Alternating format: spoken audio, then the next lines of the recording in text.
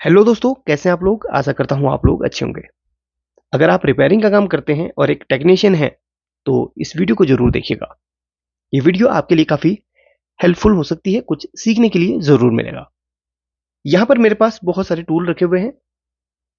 ये tool repairing में क्या काम करते हैं और इनसे कितनी हेल्प रिपेयरिंग में मिलती है, इस बारे में थोड़ा-सा आपको बताने वाला हूँ। एक बेसिक टूल वाली वीडियो तो मैं ऑलरेडी बना चुका हूँ, जिसमें जो रिपेयरिंग पे जो टूल्स होते हैं, आयरन और कुछ ट्वीजर्स वगैरह और जो भी बेसिक टूल्स होते हैं उनकी वीडियो ऑलरेडी बना चुका हूँ, उसको भी देखिएगा। ये थोड़ा सा एडवांस टूल है जिनसे काफ़ी हेल्प मिलती है रिपेयरिंग की फील्ड में। अभी टूल्स का काम क्या होता है ये ज़रूर बताऊंगा। और यहाँ पर कुछ टूल ऐसे होंगे जो आपने नहीं देखे होंगे, देखे भी होंगे शायद इस्तेमाल नहीं किया होगा, तो बता दूंगा उनका इस्तेमाल करना भी आपको बता दूंगा। और एक छोटा सा कमेंट आप ज़रूर कीजिएगा कि आप रिपेयरिंग का काम कितने साल से कर रहे हैं और मुझे कितने टाइम से वॉच कर रहे हैं। आपको हमारी वीडियोज अच्छी लगती हैं या फिर नहीं, मुझे ये भी कमेंट करके बता सकते हैं। जैसे कि आप जानते हैं कि रिपेयरिंग में सबसे पहला काम हमारा क्या होता है, जो भी कंपोनेंट वगैरह टेस्टिंग करते हैं वो होता है मल्टीमीटर का काम। एक मल्टीमीटर हर किसी टेक्नीशियन के पास ज़रूर होता है। अब कितने रुपए का है या उसकी कॉस्ट क्या है, ये तो देखिए आपके काम पे डिपेंड करता है, बट मल्टीमीटर हर टेक्नीशियन के पास ज़रूर होता है। तो मल्टीमीटर बहुत सारे टाइप के आते हैं।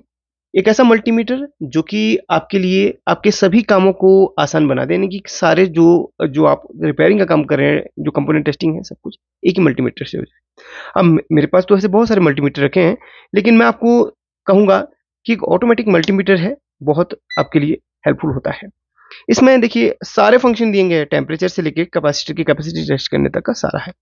अब काफ़ी लोग पूछते हैं कि कौन सा मल्टीमीटर सबसे बेस्ट है। मैं ये तो नहीं कहूँगा कि कौन सा मल्टीमीटर सबसे बेस्ट है, लेकिन हाँ, जिसमें सारे फीचर हों वो आपके लिए बेस्ट होगा। बाकी रिसर्च वगैरह कर लीजिएगा।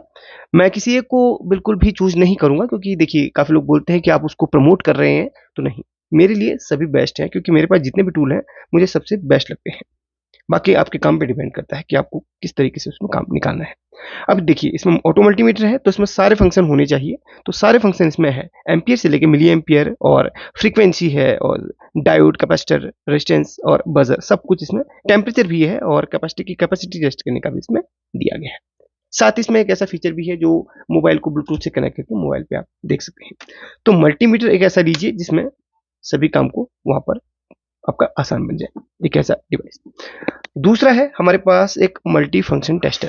ये क्या काम करता है?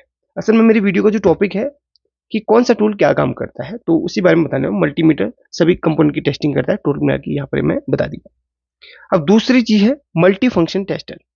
ये इसी का ही एक वर्जन आप मान लीजिए, या फिर एक कह लीजिए कि इसी की ही जैसा काम करने वाला है। इससे हम कंपोनेंट की टेस्टिंग करते हैं, लेकिन इससे हम कंपोनेंट के बारे में डिटेल से जान सकते हैं मल्टी फंक्शन टेस्टर से। इसको एलसीआर मीटर भी कहा जाता है। आप अगर आपने इसको यूज किया हो तो बताइएगा।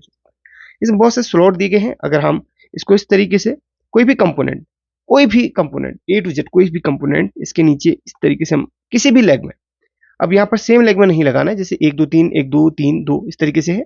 तो इन तीनों कंपोनेंट कंपोनेंट की लेग को कोई सा भी हो इस तरीके से किसी में भी डिफरेंट लेग पे डाल के इसको इस तरीके से हम अगर देखिए ट्रिगर करते हैं, तो यहाँ पर उस कंपोनेंट के बारे में डिटेल से जानकारी आ जाएगी।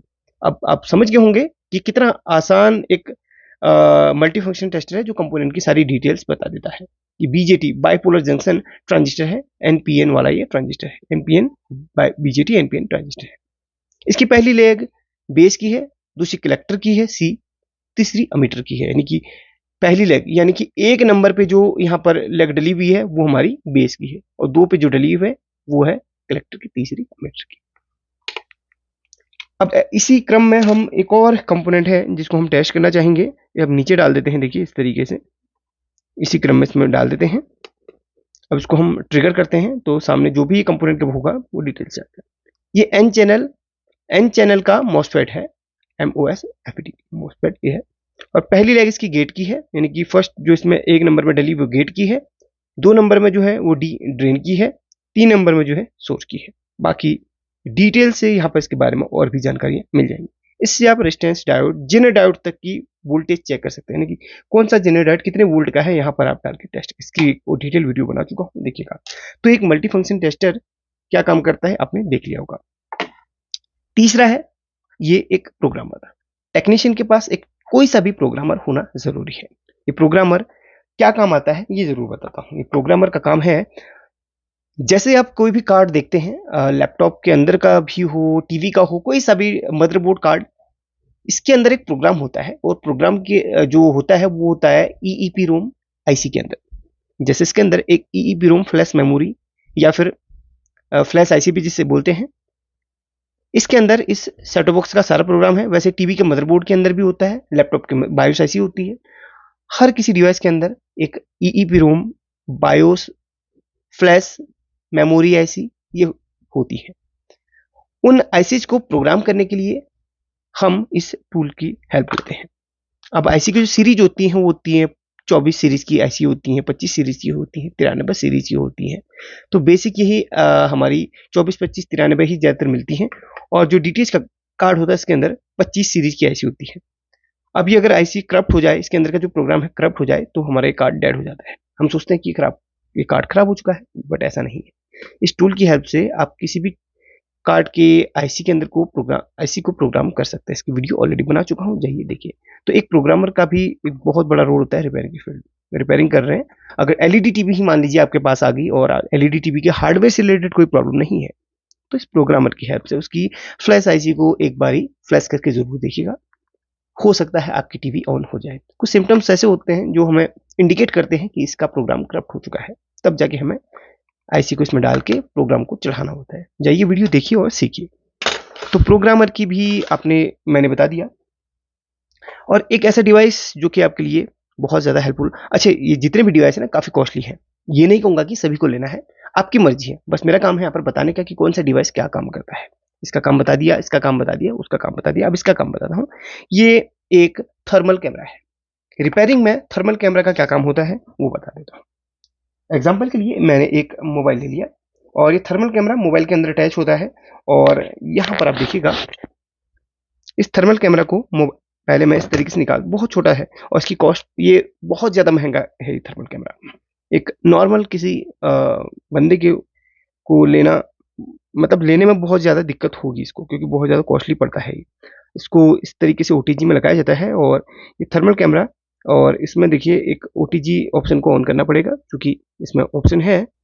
ये ओटीजी हम ऑन करते हैं तो कैमरा के जो ऐप हमने इंस्टॉल किया है वो ऐप ऑटोमेटिकली खुल जाता है। अच्छा, इस कैमरा का काम क्या है?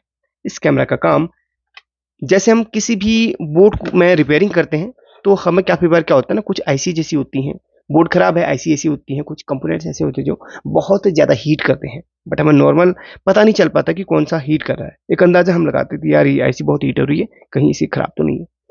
तो एक अंदाजा लगाना और किसी प्रॉपर टूल से उस आईसी की हीट को मेजरमेंट करना एक बहुत बड़ी बात होती है।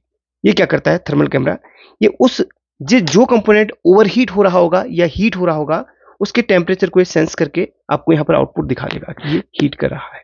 देखिए अभी कार तो बिल्कुल ऑफ कंडीशन में है, तो कोई भी इसमें कंपोनेंट हीट नहीं दिखाई देगा, बट जो कंपोनेंट यहाँ पर गर्म होगा उसकी यहाँ पर वैल्यू जरूर दिखा देगा। नॉर्मल टेम्परेचर यहाँ पर जरूर दिखा रहा है।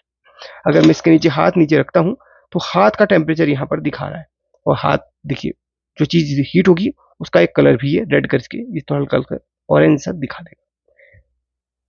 ये किसी भी चीज का टेम्परेचर आपको स्क्रीन पे दिखा देता है कि इतना टेम्परेचर उस चीज का हो रहा है, भले वो कोई आईसी क्यों ना हो। इसमें देखिए इस तरीके से लगा हुआ है, ये वाइड एंगल है और ये नॉर्मल है। देखिए एग्जांपल के लिए मैं इसको ही दिखा देता हूँ आपको। अगर आप यहाँ पर ध्यान देंगे तो ये आईसी यहाँ पर दिख रही है, आपको दिख रही होगी आईसी। देखिए ये कैपेसिटर है, इसमें क्लियर नहीं दिखाई देता कुछ भी, इसमें थर्मल इमेज दिखाई देती है।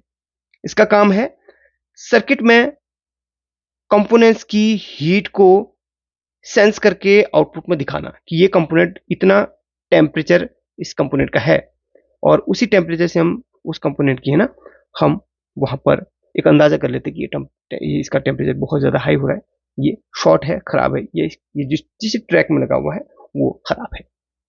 तो इसका काम आप समझ गए होंगे कि कंपोनेंट्स की हीटिंग को सेंस करके हमें दिखाना। इससे हमें पता चल जाए कि वो कंपोनेंट हीट हो रहा है तो उस कंपोनेंट में खराबी हो सकती है। छोटा सा है बट ये इसकी जो कीमत है भाई 30, 40, 50 हज़ार से ऊपर की है, बट इसका काम आपको बता दिया मैंने। एक और चीज है, यूएसबी टेस्टर। इसका क्या काम है चलिए बताता हूं। इसको किसी चार्जर एडोप्टर में इस तरीके से लगाया जाता है और यहां पर इसके द्वारा आउटपुट लिया जाता है। जैसे हमने मान लिया इसको हमने किसी चार्जर के अंदर में इस तरीके से कनेक्ट कर लिया और हम इसके आउटपुट में एक यूएसबी को लगाते हैं और इसके आउटपुट में हम एक मोबाइल को कनेक्ट करते हैं। यहां पर मैंने आउटपुट में एक मोबाइल लगा लिया है। अब 5 वोल्ट का कोई भी चीज में जोड़ सकते हैं, वो कितना एम्पियर ले रहा है, कितना वोल्ट ले रहा है, वो सब इसका मेजरमेंट आप कर सकते हैं। अब यहाँ पर जो यूएसबी लगा रखी है ये थोड़ा सा हल्की क्वालिटी की है, तो यहाँ पर इसके थ्रू मोबाइल पे है ना, देखिए मोबाइल पे इसके थ्रू वो जा रहा है, वोल्टेज आ रहा है, मोबाइल चार्ज हो रहा है। अब मोबाइल कितना वोल्ट ले रहा है हमारा वो यहाँ पर दिखा देगा। मोबाइल ले रहा है 4.5 वोल्ट ले रहा है और यहाँ पर एम्पियर देखिए, एम्पियर कितना ले रहा है, 0.63 एम्पियर ले रहा है और वॉट लगभग 2.5-3 वॉट के समथिंग ही ले रहा है। ऐसे ही जब मोबाइल में खराबी आती है, जब या किसी डिवाइस में खराबी आती है, तो हम इसके एम्पियर और वॉट का मेजरमेंट करते हैं। हाँ, वो डिवाइस इतना वॉट ले रहा है लेकिन इसको ज्यादा लेना चाहिए। इस तरीके से हम एक टेस्टिंग करते हैं, ये एक टेस्टर है, तो इसकी हेल्प से हम टेस्टिंग करते हैं। अगर उस डिवाइस में कोई भी प्रॉब्लम रहेगी तो एम्पियर लेना वो कम करेगा या नॉर्मल एम्पियर नहीं ले पाएगा। तो इस तरीके से एक टेस्टिंग करने के लिए ये डिवाइस है। इसमें और भी सारी चीजें डिटेल से यहाँ पर आप देख सकते हैं, जैसे कि इसका ग्राफ देख सकते हैं।